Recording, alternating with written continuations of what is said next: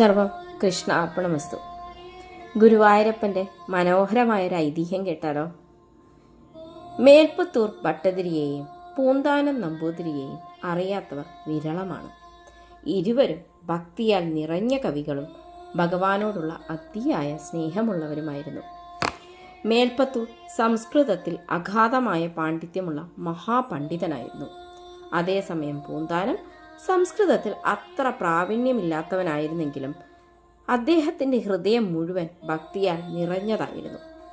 ഒരു ദിവസം പൂന്താനം ഗുരുവായൂർ ക്ഷേത്രത്തിലെ നാലമ്പലത്തിലിരുന്ന് ഭഗവത് നാമജപത്തിൽ മുഴുകിയിരുന്നു. തൻ്റെ നിഷ്കളങ്കമായ ഭക്തിയോടെ വിഷ്ണു സഹസ്രനാമം അദ്ദേഹം ചൊല്ലിക്കൊണ്ടിരുന്നു. അപ്പോഴാണ് അമരപ്രഭു എന്ന പദം അവധിയില്ലാതെ ജപിക്കുമ്പോൾ അദ്ദേഹത്തിൻ്റെ നാവിൽ നിന്ന് മരപ്രഭു എന്ന രീതിയിൽ തെറ്റി ഉച്ചരിക്കപ്പെട്ടത്. സംസ്കൃത വ്യാകരണപരമായി അത് ശരിയായ രൂപമായിരുന്നില്ല. ഇത് കേട്ട മേൽപ്പത്തൂർ ഭട്ടതിരി തൻ്റെ പാണ്ഡിത്യത്തിൽ സ്വൽപ്പം അഹങ്കാരത്തോടെ പൂന്താനത്തെ പരിഹസിച്ചു. നമ്പൂതിരി, മരപ്രഭു എന്ന് പറയുന്നത് ശരിയാണോ? ഭഗവാൻ മരങ്ങളുടെ മാത്രം നാഥനാണോ? ശരിയായ ഉച്ചാരണം അമരപ്രഭു എന്നതാണ്, അത് പഠിച്ചുകൊള്ളൂ.